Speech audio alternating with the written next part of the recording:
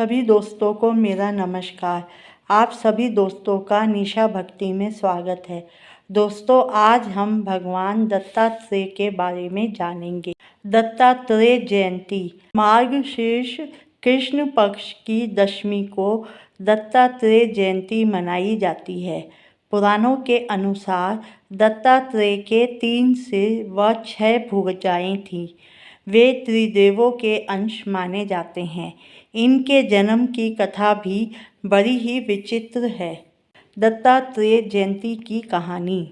एक बार नारद मुनि भगवान शंकर, विष्णु और ब्रह्मा जी से मिलने स्वर्गलोक गए, परंतु उनकी भेंट त्रिदेवों में से किसी से न हो सकी।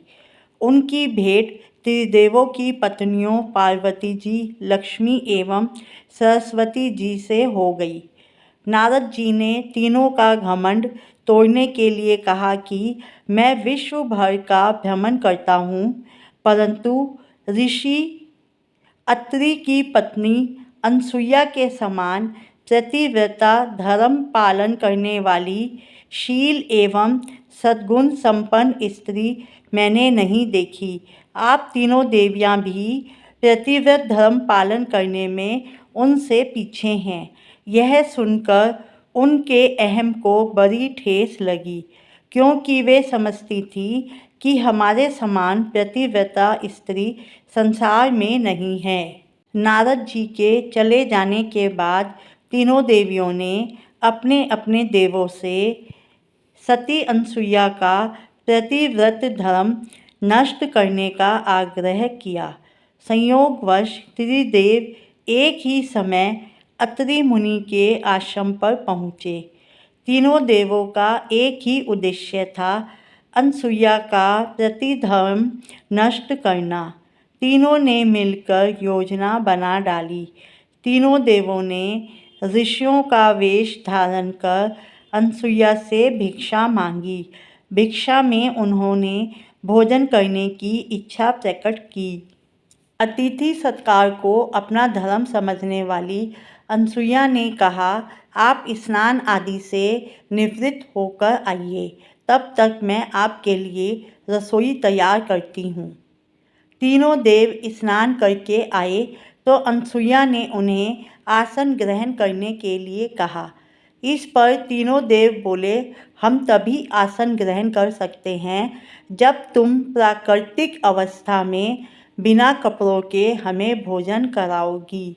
अनसुईया के तन बदन में आग लग गई, परंतु प्रतिव्रत धर्म के कारण वह त्रिवेदों की चाल समझ गई। अनसुईया ने अत्रि ऋषि के चरणोदक को त्रिवेदों के ऊपर छिड़क दिया। इससे त्रिदेव छोटे छोटे बालकों के रूप में बदल गए। तब सबको उनकी शर्त के मुताबिक अनसुईया ने भोजन कराया तथा पालने पर अलग अलग उन्हें सुलाने लगी। काफ़ी समय बीत जाने पर भी जब त्रिदेव नहीं लौटे तो त्रिदेवियों को चिंता होने लगी।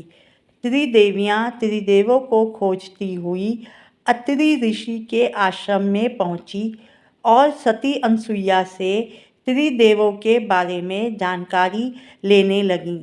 अनसुईया ने पालनों की ओर इंगित करके कहा कि तुम्हारे देव पालनों में आराम कर रहे हैं, अपने अपने देव को पहचान लो। परंतु तीनों के चेहरे एक से होने के कारण न पहचान सकी। लक्ष्मी ने बहुत चालाकी से विष्णु को पालने से उठाया तो वे शंकर निकले। उस पर उनको बड़ा उपहास सहन करना पड़ा। तीनों देवियों ने अनुनय विनय करने पर अनसुईया ने कहा कि इन तीनों ने मेरा दूध पिया है, इसलिए इन्हें किसी न किसी रूप में मेरे पास रहना ही होगा।